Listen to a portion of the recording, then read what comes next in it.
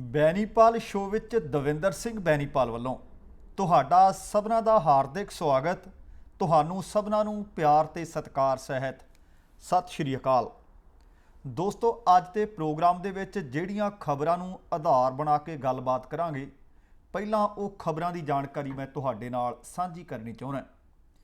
ਪਿਛਲੀਆਂ ਖਬਰਾਂ ਦੇ ਵਿੱਚ ਅਪਡੇਟ ਇਹ ਹੈ ਕਿ ਪੰਜਾਬ ਪੁਲਿਸ ਦੇ ਸਾਬਕਾ ਪੁਲਿਸ ਮੁਖੀ ਸੁਮੇਧ ਸੈਣੀ ਨੂੰ ਤੀਸਰਾ ਨੋਟਿਸ ਭੇਜਿਆ ਗਿਆ ਸੀ। ਥਾਣੇ ਸੱਦਿਆ ਗਿਆ ਸੀ। ਥਾਣੇ ਵਿੱਚ ਸਿੱਟ ਉਡੀਕਦੀ ਰਹੀ ਪਰ ਥਾਣੇ ਨਹੀਂ ਪਹੁੰਚੇ। ਕਾਰਨ ਕੀ ਦੱਸਿਆ, ਜਾਣਕਾਰੀ ਦੇਵਾਂਗਾ। ਤੁਹਾਨੂੰ ਪਤਾ ਹੈ ਕਿ ਅਮਰੀਕਾ ਦੇ ਵਿੱਚ ਨਵੰਬਰ ਦੇ ਮਹੀਨੇ ਰਾਸ਼ਟਰਪਤੀ ਅਹੁਦੇ ਦੀ ਚੋਣ ਹੋਣ ਜਾ ਰਹੀ ਹੈ। ਕੱਲ੍ਹ ਦੇਰ ਸ਼ਾਮ ਅਮਰੀਕਾ ਵਿੱਚ ਰਾਸ਼ਟਰਪਤੀ ਅਹੁਦੇ ਦੀ ਚੋਣ ਲੜ ਰਹੇ ਦੋਵੇਂ ਉਮੀਦਵਾਰਾਂ ਦੀ ਭਾਖਵੀਂ ਬਹਿਸ ਹੋਈ ਹੈ। ਬਹਿਸ ਵਿੱਚ ਕੀ ਕੁਝ ਨਿਕਲਿਆ, ਉਹ ਖਬਰ ਤੁਹਾਡੇ ਨਾਲ ਸਾਂਝੀ ਕਰਾਂਗੇ। ਇਹਦੇ ਨਾਲ ਨਾਲ ਇੱਕ ਰਾਸ਼ਟਰਪਤੀ ਨੇ ਇੱਕ ਮੁਲਕ ਦੇ ਕੈਨੇਡਾ ਅਤੇ ਬਰਤਾਨੀਆ ਨੇ ਉਸ ਰਾਸ਼ਟਰਪਤੀ ਤੇ ਪਾਬੰਦੀਆਂ ਲਾ ਦਿੱਤੀਆਂ ਨੇ। ਕਿਹੜੇ ਰਾਸ਼ਟਰਪਤੀ ਨੇ ਕਿਉਂ ਪਾਬੰਦੀਆਂ ਲਾਈਆਂ ਨੇ, ਇਹ ਖਬਰ ਤੁਹਾਡੇ ਨਾਲ ਸਾਂਝੀ ਕਰਾਂਗੇ। ਇੱਕ ਯੂਪੀ ਦੇ ਵਿੱਚੋਂ ਖਬਰ ਕਈ ਦਿਨਾਂ ਦੀ ਲਗਾਤਾਰ ਸੁਲਗਦੀ ਇਸ ਵਕਤ ਸਾਰੇ ਅਖਬਾਰਾਂ ਦੀ ਮੀਡੀਆ ਦੀ ਸੁਰਖੀ ਬਣੀ ਹੋਈ ਹੈ। ਇੱਕ ਦਲਿਤ ਮੁਟਿਆਰ ਦੇ ਨਾਲ ਦਰਿੰਦਗੀ ਹੋਈ, ਦਰਿੰਦਗੀ ਦੀਆਂ ਵੀ ਹੱਦਾਂ ਪਾਰ ਹੋਈਆਂ। ਇਹ ਸਾਰਾ ਘਟਨਾਕ੍ਰਮ ਕਿਵੇਂ ਵਾਪਰਿਆ ਅਤੇ ਹੁਣ ਇਸ ਦੇ ਉੱਤੇ ਸਿਆਸਤ ਪੂਰੀ ਜ਼ੋਰਾਂ ਸ਼ੋਰਾਂ ਨਾਲ ਚੱਲ ਰਹੀ ਹੈ, ਇਹ ਖਬਰ ਤੁਹਾਡੇ ਨਾਲ ਸਾਂਝੀ ਕਰਾਂਗੇ। ਖਾਕੀ ਵਰਦੀ ਦੇ ਉੱਤੇ ਇੱਕ ਵਾਰ ਫਿਰ ਦਾਗ ਲੱਗੇ ਨੇ, ਖਾਕੀ ਵਰਦੀ ਦਾਗਦਾਰ ਹੋ ਗਈ ਹੈ, ਇਹ ਖਬਰ ਵੀ ਤੁਹਾਡੇ ਨਾਲ ਸਾਂਝੀ ਕਰਾਂਗੇ। ਦੋਸਤੋ, ਇਹਨਾਂ ਸਾਰੀਆਂ ਖਬਰਾਂ ਨੂੰ ਆਪਾਂ ਦੇਣਾ ਵਿਸਥਾਰ, ਇਹਦੇ ਤੇ ਕਰਨੀਆਂ ਨੇ ਖੁੱਲ੍ਹ ਕੇ ਗੱਲਾਂ। ਪਰ ਉਹਦੇ ਤੋਂ ਪਹਿਲਾਂ ਬੇਨਤੀ ਇਹ ਹੈ ਕਿ ਜੇਕਰ ਹਾਲੇ ਤੱਕ ਤੁਸੀਂ ਸਾਡੇ ਇਸ ਚੈਨਲ ਨੂੰ ਸਬਸਕ੍ਰਾਈਬ ਨਹੀਂ ਕੀਤਾ, ਕਿਰਪਾ ਕਰਕੇ ਸਬਸਕ੍ਰਾਈਬ ਕਰਕੇ ਨੋਟੀਫਿਕੇਸ਼ਨ ਵਾਲੀ ਘੰਟੀ ਜ਼ਰੂਰ ਔਨ ਕਰ ਲਿਓ। ਇਹਦੇ ਨਾਲ ਹੀ ਜੇਕਰ ਜਾਣਕਾਰੀਆਂ ਚੰਗੀਆਂ ਲੱਗੀਆਂ ਤਾਂ ਵੀਡੀਓ ਲਾਈਕ ਅਤੇ ਸ਼ੇਅਰ ਕਰਨ ਦੀ ਜ਼ਰੂਰ ਕੋਸ਼ਿਸ਼ ਕਰਿਓ, ਤੁਹਾਡੇ ਧੰਨਵਾਦੀ ਹੋਵਾਂਗੇ। ਆਓ ਸਭ ਤੋਂ ਪਹਿਲਾਂ ਅਮਰੀਕਾ ਦੇ ਵਿੱਚੋਂ ਜਿਹੜੀ ਖਬਰ ਮਿਲੀ, ਤੁਹਾਡੇ ਵਿੱਚੋਂ ਹੋ ਸਕਦਾ ਹੈ ਬਹੁਤ ਸਾਰੇ ਦਰਸ਼ਕਾਂ ਨੇ ਰਾਤ ਜੋ ਬਾਈਡਨ ਜਿਹੜੇ ਅਮਰੀਕਾ ਦੇ ਸਾਬਕਾ ਉਪ ਰਾਸ਼ਟਰਪਤੀ ਨੇ ਅਤੇ ਮੌਜੂਦਾ ਰਾਸ਼ਟਰਪਤੀ ਡੋਨਲਡ ਟਰੰਪ ਦੇ ਵਿਚਕਾਰ ਹੋਣ ਵਾਲੀਆਂ ਰਾਸ਼ਟਰਪਤੀ ਚੋਣਾਂ ਨੂੰ ਲੈ ਕੇ ਜਿਹੜੀ ਬਹਿਸ ਹੋਈ ਉਹ ਵੇਖੀ ਹੋਵੇ। ਲਗਭਗ 34-35 ਦਿਨ ਰਹਿੰਦੇ ਹੈ, ਰਾਸ਼ਟਰਪਤੀ ਚੋਣਾਂ ਹੋ ਜਾਣੀਆਂ ਨੇ, ਕਿਉਂਕਿ 3 ਨਵੰਬਰ ਨੂੰ ਅਮਰੀਕਾ ਦੇ ਵਿੱਚ ਰਾਸ਼ਟਰਪਤੀ ਚੋਣਾਂ ਦੀ ਤਾਰੀਖ ਮਿਤੀ ਨਿਰਧਾਰਿਤ ਕੀਤੀ ਹੋਈ ਹੈ।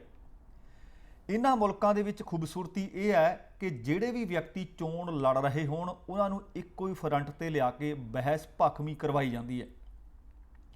ਹੁਣ ਚੋਣਾਂ ਤੋਂ ਪਹਿਲਾਂ ਇਹ ਜਿਹੜੀ ਡਿਬੇਟ ਹੋਈ ਹੈ, ਇਸ ਦੇ ਵਿੱਚ ਰਾਸ਼ਟਰਪਤੀ ਡੋਨਲਡ ਟਰੰਪ ਅਤੇ ਸਾਬਕਾ ਉਪ ਰਾਸ਼ਟਰਪਤੀ ਜੋ ਬਾਈਡਨ, ਇਹਨਾਂ ਦੇ ਵਿਚਕਾਰ ਕਈ ਬਹਿਸਾਂ ਹੋਣੀਆਂ ਨੇ। ਤੇ ਜਿਹੜੀ ਪਹਿਲੀ ਬਹਿਸ ਕੱਲ੍ਹ ਹੋਈ ਤੇ ਦੂਸਰੀ ਬਹਿਸ 15 ਅਕਤੂਬਰ ਨੂੰ ਹੈ ਤੇ ਤੀਸਰੀ ਬਹਿਸ 22 ਅਕਤੂਬਰ ਨੂੰ ਨਿਰਧਾਰਿਤ ਕੀਤੀ ਹੋਈ ਹੈ। ਇਹ 3 ਬਹਿਸ ਵੱਖੋ-ਵੱਖ ਪਲੇਟਫਾਰਮ ਤੇ ਹੋਣਗੀਆਂ।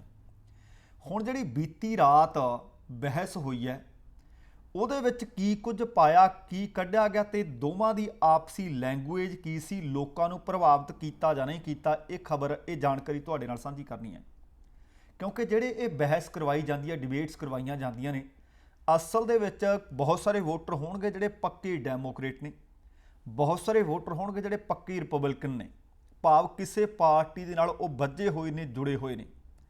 ਪਰ ਅਸਲ ਦੇ ਵਿੱਚ ਜਿੱਤ ਜਾਂ ਹਾਰ ਨੂੰ ਨਿਰਧਾਰਿਤ ਕਰਨ ਵਾਲੇ ਉਹ ਵੋਟਰ ਹੁੰਦੇ ਨੇ ਜਿਹੜੇ ਅਨਡਿਸਾਈਡਡ ਵੋਟਰ ਨੇ।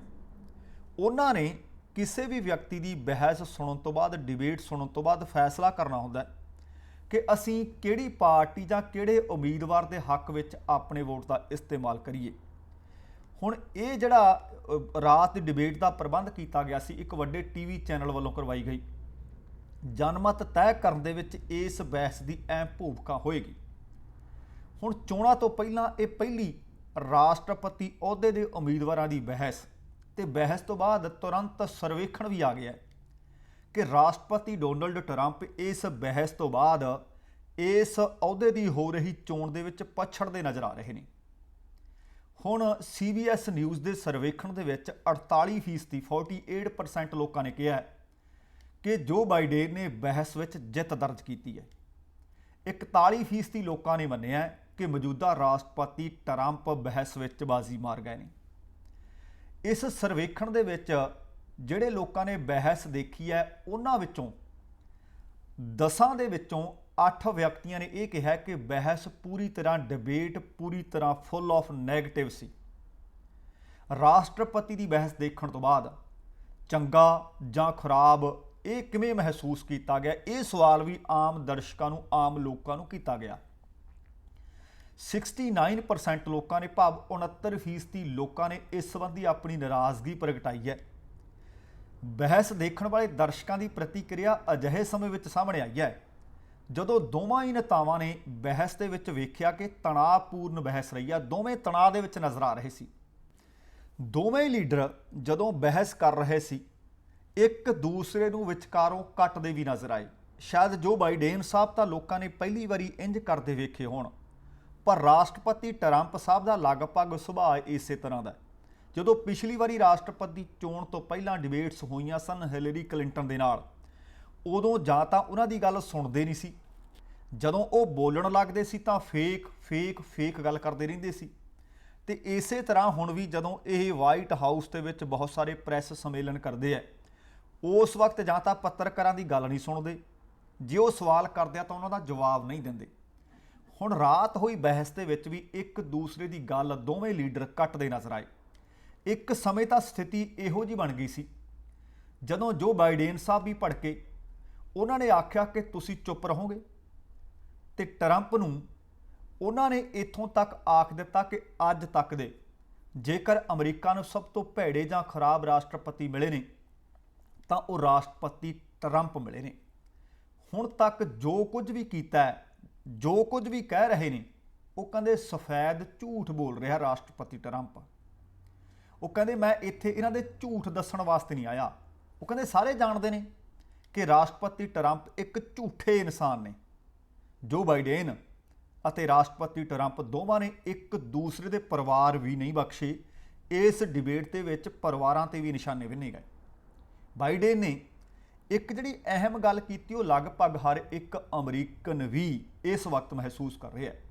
ਉਹ ਕਹਿੰਦੇ ਕੋਵਿਡ-19 ਨੂੰ ਲੈ ਕੇ ਜਦੋਂ ਬਹਿਸ ਦੇ ਵਿੱਚ ਟਰੰਪ ਨੂੰ ਸਵਾਲ ਵੀ ਕੀਤੇ ਗਏ ਤੇ ਇਸ ਬਹਿਸ ਦੇ ਵਿੱਚ ਪੁੱਛਿਆ ਗਿਆ ਤਾਂ ਜੋ ਬਾਈਡਨ ਨੇ ਕਿਹਾ ਕਿ ਟਰੰਪ ਉਹੀ ਵਿਅਕਤੀ ਹੈ ਜਿਹੜਾ ਇਹ ਦਾਅਵਾ ਕਰ ਰਿਹਾ ਸੀ ਕਿ ਈਸਟਰ ਤੱਕ ਕੋਵਿਡ-19 ਨੂੰ ਅਸੀਂ ਖਤਮ ਕਰ ਲਵਾਂਗੇ ਤੇ ਈਸਟਰ ਤੱਕ ਅਸੀਂ ਅਮਰੀਕਾ ਨੂੰ ਮੁਕੰਮਲ ਤੌਰ ਤੇ ਖੋਲ੍ਹ ਦੇਵਾਂਗੇ।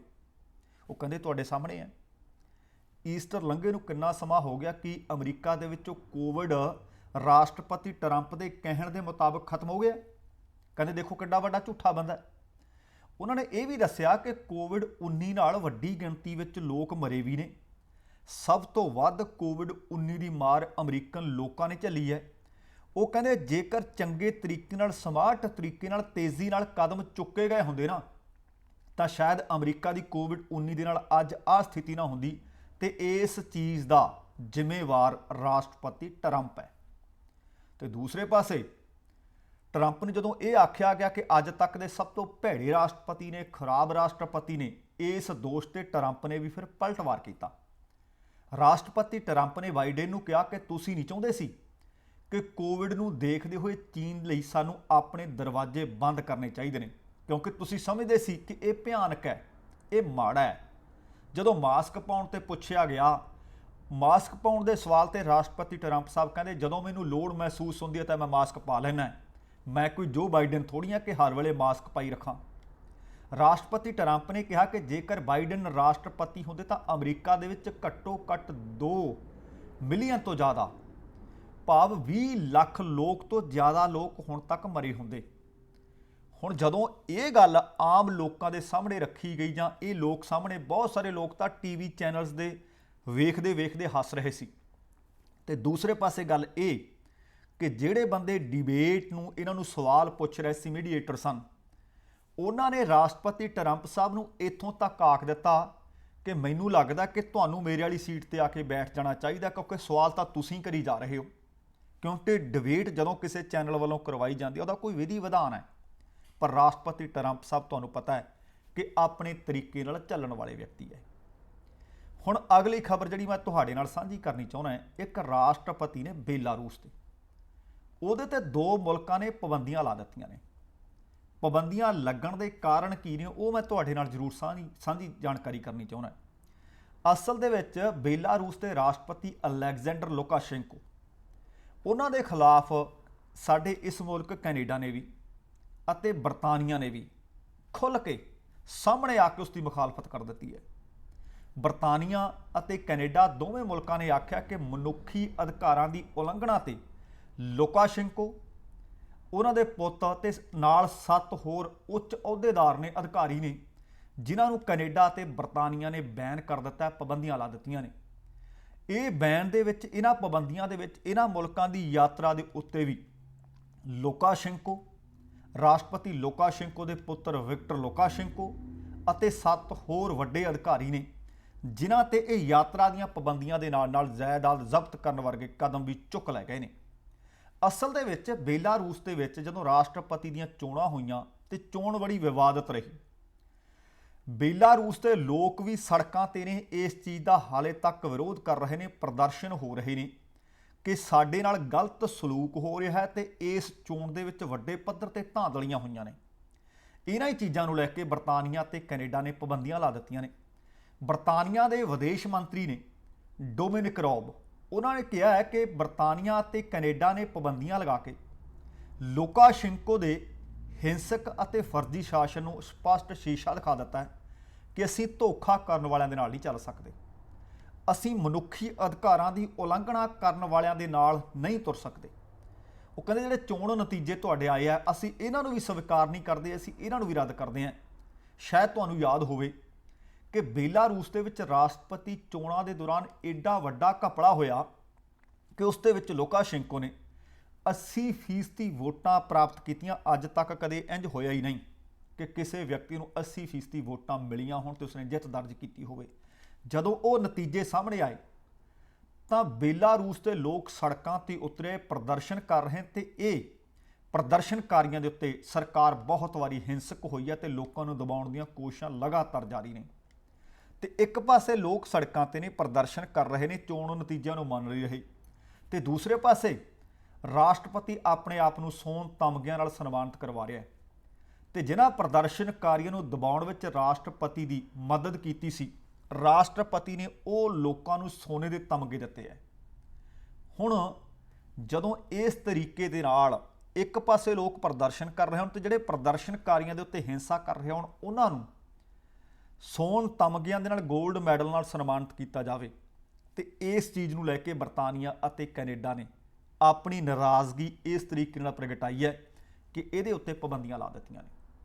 ਹੁਣ ਇੱਕ ਅਹਿਮ ਅਤੇ ਵੱਡੀ ਖਬਰ, ਯੂਪੀ ਦੇ ਵਿੱਚ ਇੱਕ ਦਲਿਤ ਮੁਟਿਆਰ ਦੇ ਨਾਲ ਦਰਿੰਦਗੀ ਦੀਆਂ ਸਾਰੀਆਂ ਹੱਦਾਂ ਪਾਰ ਹੋ ਗਈਆਂ। ਸਾਲ 2012 ਦੇ ਵਿੱਚ ਦਿੱਲੀ ਦੇ ਵਿੱਚ ਇੱਕ ਨਿਰਭਇਆ ਕੇਸ ਵਾਪਰਿਆ ਸੀ। ਤੁਹਾਨੂੰ ਯਾਦ ਹੋਣਾ ਕਿ ਯੂਪੀ ਦੇ ਵਿੱਚ ਚੱਲਦੀ ਬੱਸ ਦੇ ਵਿੱਚ ਉਸ ਵਿਦਿਆਰਥਣ ਦੇ ਨਾਲ ਜੋ ਹੋਇਆ ਸੀ, ਬਾਅਦ ਦੇ ਵਿੱਚ ਬਾਹਰਲੇ ਮੁਲਕ ਵਿੱਚ ਉਸਨੇ ਦਮ ਤੋੜਿਆ ਇਲਾਜ ਦੇ ਦੌਰਾਨ, ਤੇ ਬਾਅਦ ਦੇ ਵਿੱਚ ਲੋਕ ਸੜਕਾਂ ਤੇ ਉਤਰੇ ਸੀ ਤੇ ਉਸ ਘਟਨਾ ਨੂੰ ਅੰਜਾਮ ਦੇਣ ਵਾਲੇ ਵਿਅਕਤੀਆਂ ਨੂੰ ਫਾਂਸੀ ਦੀ ਸਜ਼ਾ ਦਿੱਤੀ ਗਈ ਸੀ।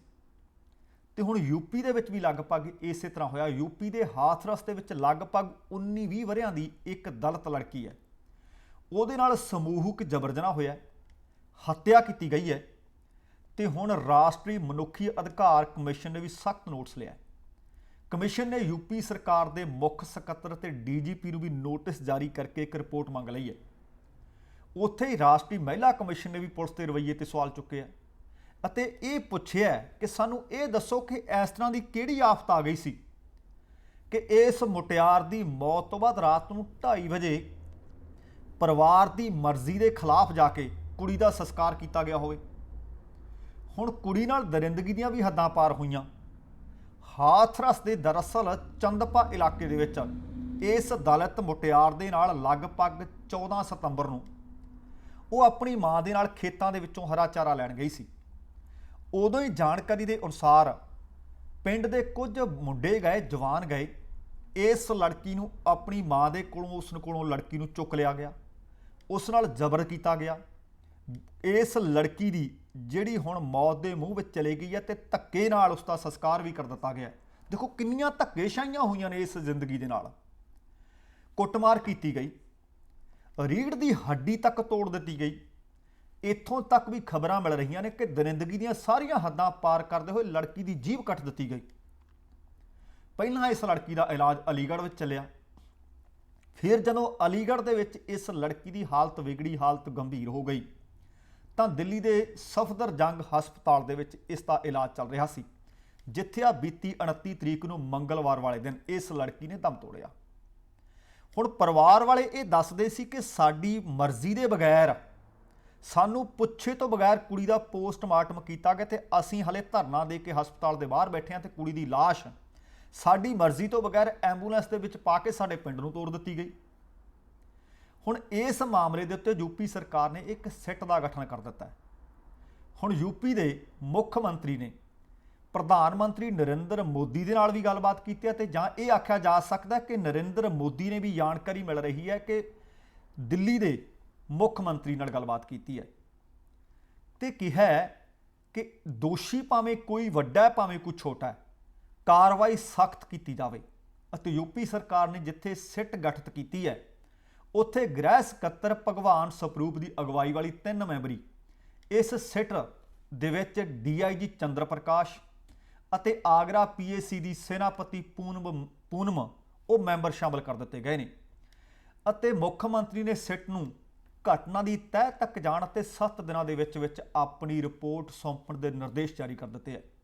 ਮੁੱਖ ਮੰਤਰੀ ਨੇ ਦੱਸਿਆ ਕਿ ਘਟਨਾ ਵਿੱਚ ਸ਼ਾਮਲ 4 ਦੋਸ਼ੀ ਗ੍ਰਿਫਤਾਰ ਨੇ ਅਤੇ ਇਸ ਦੇ ਨਾਲ ਯੂਪੀ ਦੇ ਮੁੱਖ ਮੰਤਰੀ ਨੇ ਇਸ ਪੀੜਤ ਪਰਿਵਾਰ ਨੂੰ 25 ਲੱਖ ਰੁਪਏ ਦੀ ਸਹਾਇਤਾ, ਨੌਕਰੀ ਅਤੇ ਮਕਾਨ ਬਣਾ ਕੇ ਦੇਣ ਦਾ ਐਲਾਨ ਕੀਤਾ ਹੈ।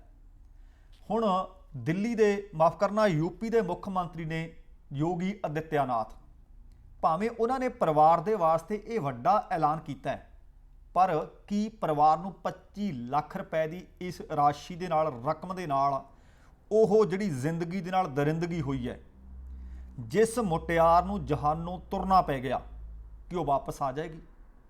ਜਾਣਕਾਰੀ ਦਿੱਤੀ ਜਾ ਰਹੀ ਹੈ ਕਿ ਪਰਿਵਾਰ ਦੇ ਇੱਕ ਮੈਂਬਰ ਨੂੰ ਜੂਨੀਅਰ ਸਹਾਇਕ ਦੇ ਅਹੁਦੇ ਤੇ ਨੌਕਰੀ ਦਿੱਤੀ ਜਾਏਗੀ। ਇਸ ਦੇ ਨਾਲ ਹੀ ਇੱਕ ਯੋਜਨਾ ਦੇ ਤਹਿਤ ਹਾਥਰਸ ਸ਼ਹਿਰ ਦੇ ਵਿੱਚ ਇੱਕ ਪਲਾਟ ਅਲਾਟ ਕੀਤਾ ਜਾਏਗਾ ਤੇ ਇਹਦੇ ਤੋਂ ਇਲਾਵਾ ਫਾਸਟ ਟਰੈਕ ਅਦਾਲਤ ਵਿੱਚ ਮੁਕੱਦਮੇ ਦੀ ਸੁਣਵਾਈ ਨੂੰ ਵੀ ਆਦਿੱਤਿਆਨਾਥ ਨੇ ਮਨਜ਼ੂਰੀ ਦੇ ਦਿੱਤੀ ਹੈ ਤੇ 3 ਮੈਂਬਰੀ ਜਿਹੜੀ ਸਿੱਟ ਹੈ ਉਹਦਾ ਗਠਨ ਕੀਤਾ ਗਿਆ। ਹੁਣ ਇਹਦੇ ਉੱਤੇ ਕਿਸੇ ਇੱਕ ਵਿਅਕਤੀ ਦੇ ਨਹੀਂ, ਲਗਭਗ ਸਾਰੀਆਂ ਪਾਰਟੀਆਂ, ਭਾਵੇਂ ਸਿਆਸਤ ਕਹਿ ਲਓ, ਭਾਵੇਂ ਲੜਕੀ ਦੀ ਮੌਤ ਤੋਂ ਬਾਅਦ ਲੜਕੀ ਦੇ ਪਰਿਵਾਰ ਦੇ ਨਾਲ ਜਾ ਕੇ ਖੜੀਆਂ ਕਹਿ ਲਓ। ਦਿੱਲੀ ਦੇ ਮੁੱਖ ਮੰਤਰੀ ਨੇ ਅਰਵਿੰਦ ਕੇਜਰੀਵਾਲ, ਉਹਨਾਂ ਨੇ ਬਹੁਤ ਠੋਕ ਵਜਾ ਕੇ ਇਸ ਘਟਨਾ ਦੀ ਜਿੱਥੇ ਨਿੰਦਿਆ ਕੀਤੀ ਹੈ। ਦਿੱਲੀ ਦੇ ਉਪ ਮੁੱਖ ਮੰਤਰੀ ਮਨੀਸ਼ ਸਿਸੋਦੀਆ ਨੇ ਵੀ ਟਵੀਟ ਕੀਤਾ। ਦੋਵਾਂ ਨੇ, ਦਿੱਲੀ ਦੇ ਮੁੱਖ ਮੰਤਰੀ ਤੇ ਉਪ ਮੁੱਖ ਮੰਤਰੀ ਨੇ, ਪੁਲਿਸ ਵੱਲੋਂ ਜ਼ਬਰਨ ਕੀਤੇ ਗਏ ਅੰਤਮ ਸੰਸਕਾਰ ਨੂੰ ਲੈ ਕੇ ਨਾਰਾਜ਼ਗੀ ਵੀ ਪ੍ਰਗਟਾਈ ਹੈ। ਯੂਪੀ ਸਰਕਾਰ ਅਤੇ ਪੁਲਿਸ ਦੀ ਰੱਜ ਕੇ ਆਲੋਚਨਾ ਵੀ ਕੀਤੀ ਹੈ। ਕੇਜਰੀਵਾਲ ਸਾਹਿਬ ਨੇ ਟਵੀਟ ਕੀਤਾ, ਉਹ ਕਹਿੰਦੇ ਹਾਥਰਸ ਦੀ ਪੀੜਤਾ ਦਾ ਪਹਿਲਾਂ ਕੁਝ ਦਰਿੰਦਿਆਂ ਨੇ ਬਲਾਤਕਾਰ ਕੀਤਾ ਅਤੇ ਕੱਲ ਪੂਰੇ ਸਿਸਟਮ ਦਾ ਬਲਾਤਕਾਰ ਕਰ ਦਿੱਤਾ ਗਿਆ। ਇਹ ਬੇਹੱਦ ਖਤਰਨਾਕ ਹੈ। ਉੱਥੇ ਹੀ ਉਪ ਮੁੱਖ ਮੰਤਰੀ ਮਨੀਸ਼ ਸਿਸੋਦੀਆ ਨੇ ਟਵੀਟ ਕੀਤਾ, ਉਹ ਕਹਿੰਦੇ ਯੂਪੀ ਵਿੱਚ ਮੰਗਲਵਾਰ ਰਾਤ ਪੁਲਿਸ ਨੇ ਜਿਸ ਤਰ੍ਹਾਂ ਪੀੜਤਾ ਦਾ ਅੰਤਮ ਸੰਸਕਾਰ ਕੀਤਾ, ਉਹ ਵੀ ਬਲਾਤਕਾਰੀ ਮਾਨਸਿਕਤਾ ਦਾ ਪ੍ਰਤੀਕ ਹੈ। ਸੱਤਾ, ਜਾਤੀ ਅਤੇ ਵਰਦੀ ਦੇ ਹੰਕਾਰ ਅੱਗੇ ਇਨਸਾਨੀਅਤ ਇਹਨਾਂ ਨੇ ਤਾਰ-ਤਾਰ ਕੀਤੀ ਹੈ। ਇਹਨਾਂ ਤੋਂ ਬਾਅਦ ਰਾਹੁਲ ਗਾਂਧੀ ਨੇ ਵੀ, ਉਹਨਾਂ ਨੇ ਵੀ ਰੱਜ ਕੇ ਭੜਾਸ ਕੱਢੀ ਹੈ। ਹੁਣ ਕਾਂਗਰਸ ਦੇ ਸਾਬਕਾ ਪ੍ਰਧਾਨ ਰਾਹੁਲ ਗਾਂਧੀ ਅਤੇ ਕਾਂਗਰਸ ਦੀ ਜਨਰਲ ਸਕੱਤਰ ਪ੍ਰਿਯੰਕਾ ਗਾਂਧੀ ਨੇ ਹਾਥਰਸ ਦੇ ਵਿੱਚ ਵਾਪਰੀ ਇਸ ਸਮੂਹਕ ਜ਼ਬਰ ਜਨਾਹ ਦੀ ਘਟਨਾ ਦੇ ਨਾਲ ਜੁੜੇ ਤੱਥਾਂ ਨੂੰ ਦਬਾਉਣ ਨੂੰ ਬੜਾ ਗੰਭੀਰ ਦੱਸਿਆ। ਉਹ ਕਹਿੰਦੇ ਬਹੁਤ ਗੰਭੀਰ ਅਪਰਾਧ ਹੈ। ਰਾਹੁਲ ਨੇ ਤੇ ਪ੍ਰਿਯੰਕਾ ਨੇ ਯੂਪੀ ਦੇ ਮੁੱਖ ਮੰਤਰੀ ਯੋਗੀ ਆਦਿੱਤਿਆਨਾਥ ਤੋਂ ਅਸਤੀਫੇ ਤੱਕ ਦੀ ਮੰਗ ਕੀਤੀ ਹੈ। ਰਾਹੁਲ ਨੇ ਇੱਕ ਬਿਆਨ ਜਾਰੀ ਕੀਤਾ। ਰਾਹੁਲ ਗਾਂਧੀ ਕਹਿੰਦੇ ਭਾਰਤ ਦੀ ਇੱਕ ਬੇਟੀ ਦਾ ਜ਼ਬਰ ਹੋਇਆ, ਜ਼ਬਰ ਜਨਾਹ ਹੋਇਆ, ਕਤਲ ਹੋਇਆ, ਤੱਥ ਦਵਾਏ ਗਏ, ਅੰਤ ਵਿੱਚ ਉਸ ਪਰਿਵਾਰ ਤੋਂ ਅੰਤਮ ਸੰਸਕਾਰ ਦਾ ਹੱਕ ਵੀ ਖੋਹਿਆ। ਯਾਰ ਕਹਿੰਦੇ ਇਹਦੇ ਤੋਂ ਘਟਨਾ ਨਿੰਦਣਯੋਗ ਕੀ ਹੋ ਸਕਦੀ ਹੈ? ਅਪਮਾਨਜਨਕ ਅਤੇ ਅਨਿਆਂਪੂਰਨ ਘਟਨਾ ਹੈ। ਪ੍ਰਿਯੰਕਾ ਗਾਂਧੀ ਵੀ ਖੁੱਲ੍ਹ ਕੇ ਸਾਹਮਣੇ ਆ ਗਏ। ਪ੍ਰਿਯੰਕਾ ਗਾਂਧੀ ਲਿਖਦੇ ਹੈ, ਕਹਿੰਦੇ ਰਾਤ ਨੂੰ 2:30 ਵਜੇ ਪਰਿਵਾਰ ਵਾਲੇ ਗਿੜਗੜਾਉਂਦੇ ਰਹੇ, ਪਰ ਹਾਥਰਸ ਦੀ ਪੀੜਤਾ ਦੇ ਸਰੀਰ ਨੂੰ ਯੂਪੀ ਪ੍ਰਸ਼ਾਸਨ ਨੇ ਜਬਰਨ ਸਾੜ ਦਿੱਤਾ। ਜਦੋਂ ਉਹ ਜਿਉਂਦੀ ਸੀ ਉਦੋਂ ਸਰਕਾਰ ਨੇ ਉਸ ਨੂੰ ਸੁਰੱਖਿਆ ਨਹੀਂ ਦਿੱਤੀ। ਜਦੋਂ ਉਸ ਧੀ ਤੇ ਹਮਲਾ ਹੋਇਆ, ਸਰਕਾਰ ਨੇ ਉਸ ਸਮੇਂ ਉਸ ਧੀ ਨੂੰ ਇਲਾਜ ਨਹੀਂ ਦਿੱਤਾ।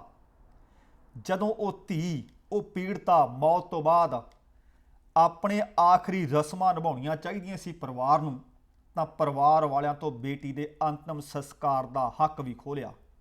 ਮ੍ਰਿਤਕਾਂ ਨੂੰ ਸਨਮਾਨ ਨਾ ਜਿਉਂਦੀ ਨੂੰ, ਨਾ ਇਲਾਜ ਵੇਲੇ, ਨਾ ਸੰਸਕਾਰ ਵੇਲੇ ਮਿਲਿਆ। ਪ੍ਰਿਯੰਕਾ ਗਾਂਧੀ ਨੇ ਕਿਹਾ, ਕਹਿੰਦੀ ਇਸ ਨੂੰ ਅਣਮਨੁੱਖੀ ਅਤੇ ਗੰਭੀਰ ਅਪਰਾਧ ਕਰਾਰ ਦਿੱਤਾ ਜਾ ਰਿਹਾ ਹੈ ਅਤੇ ਉਹਨਾਂ ਨੇ ਇੱਥੇ ਤੱਕ ਕਿਹਾ ਕਿ ਘੋਰ ਅਣਮਨੁੱਖਤਾ, ਤੁਸੀਂ ਅਪਰਾਧ ਰੋਕਿਆ ਨਹੀਂ ਸਗੋਂ ਅਪਰਾਧੀਆਂ ਦੀ ਤਰ੍ਹਾਂ ਵਤੀਰਾ ਕੀਤਾ ਹੈ। ਅਤਿਆਚਾਰ ਰੋਕਿਆ ਨਹੀਂ, ਇੱਕ ਮਾਸੂਮ ਬੱਚੀ ਅਤੇ ਉਸਦੇ ਪਰਿਵਾਰ ਤੇ ਦੁੱਗਣਾ ਅਤਿਆਚਾਰ ਕੀਤਾ ਹੈ। ਯੋਗੀ ਆਦਿੱਤਿਆਨਾਥ ਜੀ, ਅਸਤੀਫਾ ਦੇ ਦਿਓ। ਤੁਹਾਡੇ ਸ਼ਾਸਨ ਵਿੱਚ ਨਿਆਂ ਨਹੀਂ, ਸਿਰਫ ਅਨਿਆਂ ਹੈ, ਅਨਿਆਂ ਦਾ ਬੋਲਬਾਲਾ ਹੈ। ਹੁਣ ਲਗਭਗ ਹਰ ਇੱਕ ਪਾਰਟੀ ਨੇ, ਹਰ ਇੱਕ ਲੀਡਰ ਨੇ, ਭਾਵੇਂ ਇਸ ਨੂੰ ਸਿਆਸਤੀ ਕਹਿ ਦਿਓ, ਪਰ ਘੱਟੋ ਘੱਟ ਹੱਕ ਵਿੱਚ ਹਾਦਾ ਨਾਰਾ ਜ਼ਰੂਰ ਮਾਰਿਆ ਹੈ। ਹੁਣ ਵੇਖਦੇ ਹਾਂ ਕਿ ਆਉਣ ਵਾਲੇ ਦਿਨਾਂ ਦੇ ਵਿੱਚ, ਕਿਉਂਕਿ ਇਹ ਸੁਰਖੀਆਂ ਫੜ ਗਿਆ ਹੈ, ਮੈਂ ਵੇਖਿਆ ਭਾਵੇਂ ਕੋਈ ਖਿਡਾਰੀ ਹੈ, ਭਾਵੇਂ ਕੋਈ ਸਿਆਸਤਦਾਨ ਹੈ, ਸਾਰਿਆਂ ਨੇ ਇਸ ਘਟਨਾ ਦੀ ਜਿੰਨੀ ਨਿੰਦਿਆ ਹੋ ਸਕੇ ਉਨੀ ਨਿੰਦਿਆ ਕੀਤੀ ਹੈ। ਤੇ ਹੁਣ ਪੰਜਾਬ ਦੇ ਵਿੱਚੋਂ ਇੱਕ ਮਾੜੀ ਖਬਰ ਮਿਲ ਰਹੀ ਹੈ। ਤੁਸੀਂ ਵੇਖੋ ਕਿ ਲੋਕ ਰਾਤੋਂ ਰਾਤ ਅਮੀਰ ਕਿਵੇਂ ਹੋਣਾ ਚਾਹੁੰਦੇ ਆ ਤੇ ਇਸ ਅਮੀਰੀ ਵਾਸਤੇ ਸ਼ਾਰਟਕਟ ਕਿਵੇਂ ਲੈਂਦੇ ਆ। ਇਹ ਸ਼ਾਰਟਕਟ ਦੇ ਵਿੱਚ ਖਾਕੀ ਵਰਦੀ, ਜਿਹੜੀ ਲੋਕਾਂ ਦੀ ਹਿਫਾਜ਼ਤ ਕਰਦੀ ਹੈ, ਕਾਨੂੰਨ ਨੂੰ ਲਾਗੂ ਕਰਵਾਉਂਦੀ ਹੈ, ਖੁਦ ਦਾਗਦਾਰ ਹੋਈ ਹੈ। ਜਾਣਕਾਰੀ ਮਿਲ ਰਹੀ ਹੈ ਕਿ ਸਬ ਡਿਵੀਜ਼ਨ ਮੌੜ ਮੰਡੀ ਦੇ ਵਿੱਚ 4 ਵਿਅਕਤੀਆਂ ਨੇ ਪੈਸਾ ਬਟੋਰਨ ਦੇ ਚੱਕਰ ਵਿੱਚ, ਅਮੀਰ ਹੋਣ ਦੇ ਚੱਕਰ ਵਿੱਚ ਇੱਕ ਵਪਾਰੀ ਦੇ ਪੁੱਤ ਨੂੰ ਅਗਵਾ ਕਰ ਲਿਆ। ਮੌੜ ਮੰਡੀ ਪੁਲਿਸ ਨੇ ਅਗਵਾਕਾਰਾਂ ਨੂੰ ਕੁਝ ਸਮੇਂ ਦੇ ਵਿੱਚ ਹੀ ਕਾਬੂ ਕਰ ਲਿਆ ਜਾਂ ਕਾਬੂ ਕਰਨ ਦਾ ਦਾਅਵਾ ਕੀਤਾ। ਜਿਹੜੇ ਵਿਅਕਤੀ 4 ਕਥਿਤ ਦੋਸ਼ੀ ਦੱਸੇ ਜਾ ਰਹੇ ਨੇ, 4 ਗ੍ਰਿਫਤਾਰ ਕਰਕੇ ਮਾਮਲਾ ਵੀ ਦਰਜ ਕਰ ਲਿਆ।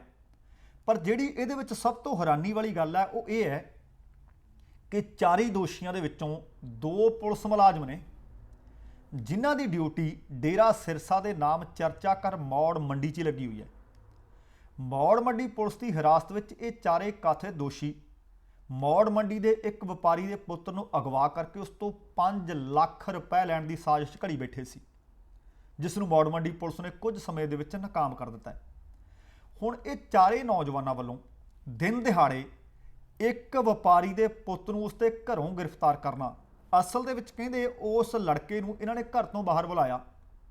ਜਦੋਂ ਉਹ ਲੜਕਾ ਘਰ ਤੋਂ ਬਾਹਰ ਆਇਆ, ਧੱਕੇ ਨਾਲ ਆਪਣੀ ਗੱਡੀ ਵਿੱਚ ਅਗਵਾ ਕਰਕੇ ਫਰਾਰ ਹੋ ਗਿਆ। ਹੁਣ ਤੁਸੀਂ ਦੇਖਿਆ ਹੋਣਾ ਕਿ ਲਗਭਗ ਹਰ ਪਿੰਡ ਸ਼ਹਿਰ ਸੀਸੀਟੀਵੀ ਕੈਮਰੇ ਲੱਗੇ ਹੋਏ ਨੇ। ਇਹ ਸਾਰੀ ਘਟਨਾ ਸੀਸੀਟੀਵੀ ਕੈਮਰੇ 'ਚ ਕੈਦ ਹੋ ਗਈ। ਜਦੋਂ ਹੀ ਮੌੜ ਮੰਡੀ ਪੁਲਿਸ ਨੂੰ ਪਤਾ ਲੱਗਿਆ, ਪੁਲਿਸ ਨੂੰ ਹੱਥਾਂ ਪੈਰਾਂ ਦੀ ਪਈ ਅਤੇ ਤੇਜ਼ੀ ਨਾਲ ਹਰਕਤ ਵਿੱਚ ਆ ਗਏ। ਪੁਲਿਸ ਨੇ 4 ਦੋਸ਼ੀਆਂ ਨੂੰ ਅਗਵਾ ਕਰ ਲਿਆ ਤੇ ਨੌਜਵਾਨਾਂ ਨੂੰ i20 ਕਾਰ ਸਮੇਤ ਕੁਝ ਘੰਟਿਆਂ ਵਿੱਚ ਕਾਬੂ ਕਰ ਲਿਆ ਗਿਆ। ਹੁਣ ਪਤਾ ਲੱਗਿਆ ਕਿ ਪੈਸੇ ਦੇ ਵਾਸਤੇ ਇਹਨਾਂ ਨੇ ਇਸ ਨੌਜਵਾਨ ਨੂੰ ਅਗਵਾ ਕੀਤਾ। ਅਗਵਾਕਾਰਾਂ ਵਿੱਚ 2 ਪੁਲਿਸ ਵਾਲੇ ਨੇ। ਹੁਣ ਜਿਹੜੇ 2 ਪੁਲਿਸ ਵਾਲੇ ਨੇ, ਹੁਣ ਆਪਣੇ ਆਪ ਦੇ ਵਿੱਚ ਦੋਸ਼ੀਆਂ ਦੇ ਖਿਲਾਫ ਮੁਕੱਦਮਾ ਤਾਂ ਭਾਵੇਂ ਦਰਜ ਹੋ ਗਿਆ ਤੇ ਜਾਂਚ ਸ਼ੁਰੂ ਕਰ ਦਿੱਤੀ ਗਈ, ਪਰ ਇਹ ਪੁਲਿਸ ਮੁਲਾਜ਼ਮਾਂ ਤੇ ਕੀ ਹੋਊ? ਹਾਲੇ ਤੱਕ ਜਾਣਕਾਰੀ ਇਹ ਮਿਲੀ ਹੈ ਕਿ ਇਹਨਾਂ ਪੁਲਿਸ ਮੁਲਾਜ਼ਮਾਂ ਦੇ ਖਿਲਾਫ ਵਿਭਾਗੀ ਕਾਰਵਾਈ ਵਾਸਤੇ ਵੀ ਲਿਖ ਦਿੱਤਾ ਗਿਆ, ਪਰ ਹੁਣ ਕਾਰਵਾਈ ਕੀ ਹੁੰਦੀ ਹੈ ਇਹ ਆਉਣ ਵਾਲਾ ਸਮਾਂ ਦੱਸੇਗਾ। ਅਗਲੀ ਖਬਰ ਬੜੀ ਇੰਪੋਰਟੈਂਟ ਖਬਰ ਹੈ। ਪੰਜਾਬ ਪੁਲਿਸ ਦੇ ਸਾਬਕਾ ਪੁਲਿਸ ਮੁਖੀ ਸੁਮੇਧ ਸੈਣੀ ਦੀ ਖਬਰ ਮੈਂ ਤੁਹਾਡੇ ਨਾਲ ਕੱਲ ਸਾਂਝੀ ਕੀਤੀ ਸੀ ਕਿ ਉਹਨਾਂ ਨੂੰ ਥਾਣੇ ਪਹੁੰਚਣ ਵਾਸਤੇ ਤੀਸਰਾ ਨੋਟਿਸ ਭੇਜਿਆ ਗਿਆ ਹੈ। ਤੁਹਾਨੂੰ ਦੱਸਿਆ ਸੀ ਕਿ ਪਹਿਲੀ ਪੇਸ਼ੀ ਦੇ ਵਿੱਚ 242 ਸਵਾਲ ਉਹਨਾਂ ਨੂੰ ਪੁੱਛੇ ਗਏ ਹੈ। ਲਗਭਗ 6 ਘੰਟਿਆਂ ਤੱਕ ਉਹਨਾਂ ਤੋਂ ਸਵਾਲ ਜਵਾਬ ਹੋਏ ਸੀ। ਕੁਝ ਸਵਾਲਾਂ ਦੇ ਜਵਾਬ ਉਹਨਾਂ ਨੇ ਗੋਲ-ਮੋਲ ਦਿੱਤੇ, ਕੁਝ ਸਵਾਲਾਂ ਦੇ ਜਵਾਬਾਂ ਵਿੱਚ ਉਹਨਾਂ ਨੇ ਆਖਿਆ ਕਿ 29-30 ਵਰੇ ਹੋ ਗਿਆ ਇਸ ਮਾਮਲੇ ਨੂੰ, ਮੈਨੂੰ ਕੁਝ ਯਾਦ ਨਹੀਂ। ਹੁਣ ਤੀਸਰੇ ਨੋਟਿਸ ਦੇ ਬਾਅਦ ਲੱਗਦਾ ਸੀ ਕਿ ਸ਼ਾਇਦ ਅੱਜ ਉਹ ਸ਼ਾਮਲ ਹੋਣਗੇ। ਉਹਨਾਂ ਨੂੰ ਪੇਸ਼ ਹੋਣ ਵਾਸਤੇ ਸਿੱਟ ਵੱਲੋਂ ਤੀਸਰੇ ਨੋਟਿਸ ਤੇ ਭੇਜ ਦਿੱਤਾ ਗਿਆ ਸੀ। ਬੀਤੇ ਦਿਨੀ ਲੰਬੇ ਸਫ਼ਰ ਦੌਰਾਨ ਉਹਨਾਂ ਦੀ ਸਿਹਤ ਕਹਿੰਦੇ ਠੀਕ ਨਹੀਂ ਚੱਲ ਰਹੀ, ਇਹ ਉਹਨਾਂ ਨੇ ਕਿਹਾ, ਜਿਸ ਕਾਰਨ ਅੱਜ ਦੀ ਉਹ ਜਾਂਚ ਵਿੱਚ ਸ਼ਾਮਲ ਖੁਦ ਨਾ ਹੋ ਸਕੇ। ਸੁਮੇਧ ਸੈਣੀ ਨੇ ਇਹ ਆਖਿਆ ਕਿ ਜਦੋਂ ਮੈਂ ਤੰਦਰੁਸਤ ਹੋ ਗਿਆ ਤਾਂ ਜਾਂਚ ਵਿੱਚ ਜ਼ਰੂਰ ਸ਼ਾਮਲ ਹੋਵਾਂਗਾ। ਦੱਸਣਾ ਬਣਦਾ ਹੈ ਕਿ ਬੀਤੇ ਦਿਨੀ ਵਿਸ਼ੇਸ਼ ਜਾਂਚ ਟੀਮ ਸਿੱਟ ਵੱਲੋਂ ਸੁਮੇਧ ਸੈਣੀ ਨੂੰ ਪੁੱਛਗਿੱਛ ਲਈ ਮੋਹਾਲੀ ਦੇ ਮਟੌਰ ਥਾਣੇ ਵਿੱਚ ਬੁਲਾਇਆ ਗਿਆ ਤੇ ਲਗਭਗ 6 ਘੰਟੇ ਪੁੱਛਗਿੱਛ ਹੁੰਦੀ ਰਹੀ। ਪਰ ਉਹਨਾਂ ਦੇ ਜਿਹੜੇ ਜਵਾਬ ਸੀ ਸਿੱਟ ਸੰਤੁਸ਼ਟ ਨਹੀਂ ਸੀ ਹੋਈ। ਉਹਨਾਂ ਨੂੰ ਫੇਰ ਮਟੌਰ ਥਾਣੇ ਬੁਲਾਇਆ ਗਿਆ ਸੀ, ਪਰ ਸਮੇਧ ਸੈਣੀ ਨੇ ਆਪਣੇ ਵਕੀਲਾਂ ਦੇ ਰਾਹੀਂ ਮੋਹਾਲੀ ਪੁਲਿਸ ਨੂੰ ਇੱਕ ਈਮੇਲ ਭੇਜੀ ਤੇ ਈਮੇਲ ਤੇ ਮੈਡੀਕਲ ਭੇਜਦਿਆਂ ਕਿਹਾ ਕਿ ਉਹ ਬਿਮਾਰ ਨੇ, ਉਹ ਮਟੌਰ ਥਾਣੇ ਦੇ ਵਿੱਚ ਹੁਣ ਪੇਸ਼ ਨਹੀਂ ਹੋ ਸਕਦੇ। ਉਹ ਕਹਿੰਦੇ ਮੇਰੀ ਲੱਤ ਵਿੱਚ ਦਰਦ ਹੋ ਰਿਹਾ ਹੈ। ਉਂਝ ਥਾਣੇ ਵਿੱਚ ਸਿੱਟ ਦੇ ਮੁਖੀ SP Harmandeep Singh Hans, DSP Bikramjit Singh Brar, SHO Rajiv Kumar ਸਮੇਤ ਥਾਣੇ ਵਿੱਚ ਲਗਭਗ ਸਾਰੀ ਸਿੱਟ ਮੌਜੂਦ ਸੀ। ਅਤੇ 15 ਸਤੰਬਰ ਨੂੰ ਤੁਹਾਨੂੰ ਯਾਦ ਕਰਵਾ ਦਿਆਂ, ਮਾਨਯੋਗ ਸੁਪਰੀਮ ਕੋਰਟ ਨੇ ਸੈਣੀ ਦੀ ਗ੍ਰਿਫਤਾਰੀ ਤੇ ਆਰਜੀ ਰੋਕ ਲਾ ਦਿੱਤੀ ਸੀ, ਪਰ ਪੁਲਿਸ ਜਾਂਚ ਦੇ ਵਿੱਚ ਲਗਾਤਾਰ ਸਹਿਯੋਗ ਦੇਣ ਵਾਸਤੇ ਉਹਨੂੰ ਹੁਕਮ ਸੁਣਾਇਆ ਸੀ। 3 ਨੋਟਿਸਾਂ ਦੇ ਵਿੱਚ ਸਿਰਫ ਇੱਕ ਵਾਰ ਸਮੇਧ ਸੈਣੀ ਥਾਣੇ ਆਇਆ। ਪਹਿਲੇ ਨੋਟਿਸ ਦਾ ਬਿਲਕੁਲ ਕੋਈ ਜਵਾਬ ਨਹੀਂ ਸੀ, ਦੂਸਰੇ ਨੋਟਿਸ ਦੀ ਨਿਰਧਾਰਤ ਤਰੀਕ ਤੇ ਉਹ ਨਹੀਂ ਸੀ ਆਇਆ। ਫਿਰ ਉਸ ਤੋਂ ਅਗਲੇ ਦਿਨ ਅਚਨਚੇਤ ਉਹ ਥਾਣੇ ਆ ਧਮਕਿਆ ਸੀ ਤੇ ਆ ਤੀਜੇ ਨੋਟਿਸ ਦਾ ਉਹਨਾਂ ਨੇ ਜਵਾਬ ਮੈਡੀਕਲ ਬਹਾਨਾ ਬਣਾ ਕੇ, ਜਾਂ ਹੋ ਸਕਦਾ ਦਰਦ ਹੋ ਰਿਹਾ, ਆਪਣੇ ਵਕੀਲਾਂ ਦੇ ਰਾਹੀਂ ਇੱਕ ਈਮੇਲ ਭੇਜ ਦਿੱਤੀ ਹੈ, ਪਰ ਸ਼ਾਮਲ ਨਹੀਂ ਹੋਏ। ਹੁਣ ਆਉਣ ਵਾਲੇ ਦਿਨਾਂ ਦੇ ਵਿੱਚ ਸ਼ਾਮਲ ਹੁੰਦੇ ਨੇ, ਜੇ ਸ਼ਾਮਲ ਹੁੰਦੇ ਨੇ ਤਾਂ ਕਿਹੋ ਜਿਹੀ ਪੁੱਛ ਪੜਤਾਲ ਹੁੰਦੀ ਹੈ, ਇਹ ਖਬਰਾਂ ਤੁਹਾਡੇ ਨਾਲ ਸਾਂਝੀਆਂ ਕਰਾਂਗੇ। ਦੋਸਤੋ, ਇਹ ਸਨ ਅੱਜ ਦੀਆਂ ਕੁਝ ਅਹਿਮ ਜਾਣਕਾਰੀਆਂ। ਜੇਕਰ ਸੱਚਮੁੱਚ ਚੰਗੀਆਂ ਲੱਗੀਆਂ ਨੇ ਤਾਂ ਵੀਡੀਓ ਲਾਈਕ ਤੇ ਸ਼ੇਅਰ ਕਰਨ ਵਾਲੀ ਕਸਰ ਨਾ ਛੱਡਿਓ, ਅਤੇ ਜੇਕਰ ਹਾਲੇ ਤੱਕ ਸਾਡਾ ਚੈਨਲ ਸਬਸਕ੍ਰਾਈਬ ਨਹੀਂ ਕੀਤਾ ਤਾਂ ਬੇਨਤੀ ਹੈ ਕਿ ਚੈਨਲ ਸਬਸਕ੍ਰਾਈਬ ਕਰਕੇ ਨੋਟੀਫਿਕੇਸ਼ਨ ਵਾਲੀ ਘੰਟੀ ਜ਼ਰੂਰ ਨੱਪ ਲਿਓ। ਇਸ ਦੇ ਨਾਲ ਹੀ ਦਵਿੰਦਰ ਸਿੰਘ ਬੈਨੀਪਾਲ ਨੂੰ ਆਗਿਆ ਦਿਓ। ਸਤਿ ਸ਼੍ਰੀ ਅਕਾਲ, ਰੱਬ ਰਾਖਾ। ਪਰ ਜਾਣ ਤੋਂ ਪਹਿਲਾਂ ਇਹ ਤਾਂ ਕਹਿਣਾ ਬਣਦਾ ਨਾ ਕਿ ਜ਼ਿੰਦਗੀ ਜਿੰਦਾ ਦਿਲੀ ਦਾ ਨਾਮ ਹੈ।